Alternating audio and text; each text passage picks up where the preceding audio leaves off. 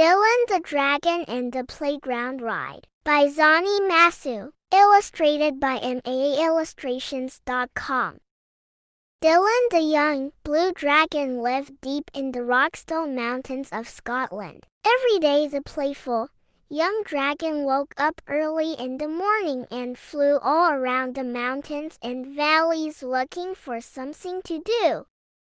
When he was hungry, he would go home to his cave where Mummy Dragon would have hot soup ready for his dinner.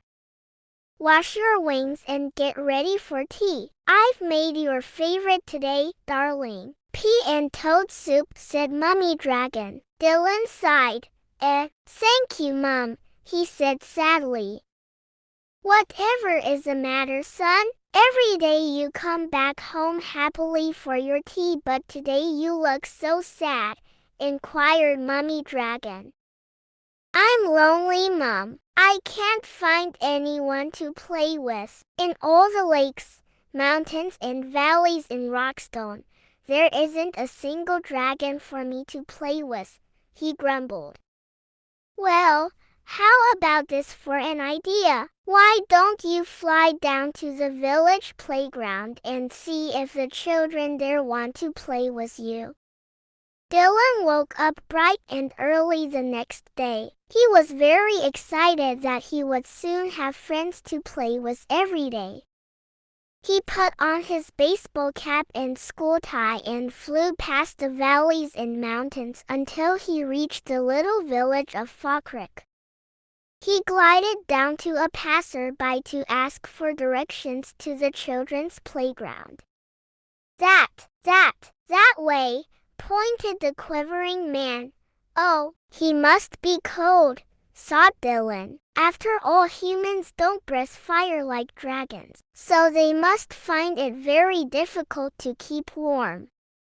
Not long after, Dylan the Dragon came in for a swift landing in the center of the playground. The playground was filled with smart young children in bright red and gray uniforms with their school ties. Dylan tugged at his tie and cleared his throat. He felt very well dressed for the occasion. He was about to open his mouth to introduce himself when he suddenly heard, "Arr, it's a dragon! He's going to burn us alive!" yelled one of the young boys. All the children ran frantically towards the exits and disappeared in no time. Dylan sighed sadly. All he wanted was some friends to play with, but clearly humans were very scared of dragons. He flew home with his head hung low to see what Mummy Dragon had made for tea. The next day, Dylan decided to try and make friends with the children in the playground again. He tucked his white handkerchief in his left gill and scooped up a large branch lying on the floor. He made it into a white surrender flag. He crossed his claws and hoped the children would give him another chance.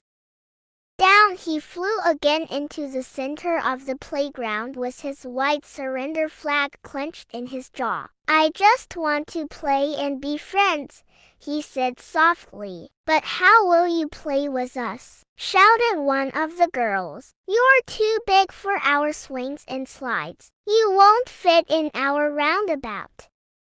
"Well, why don't I take you all for a ride to the valleys and the mountains of Rockstone?" "Yay!" squealed all the children at once. They climbed onto Dylan's back and off the children went on a very exciting flight. From that day, Dylan and the playground children were friends, and every day Dylan, the dragon, would take the children on the best playground ride ever. Dylan the Dragonese Playground Ride. In this classic tale, Dylan learns to make friends despite obstacles, and when the happily ever after arrives, both the dragon and the reader have learned a thing or two about relationships. Please share our books with your friends and family to support our mission. Thank you. Thank you for watching. Don't forget to subscribe, like and share our video with family and friends.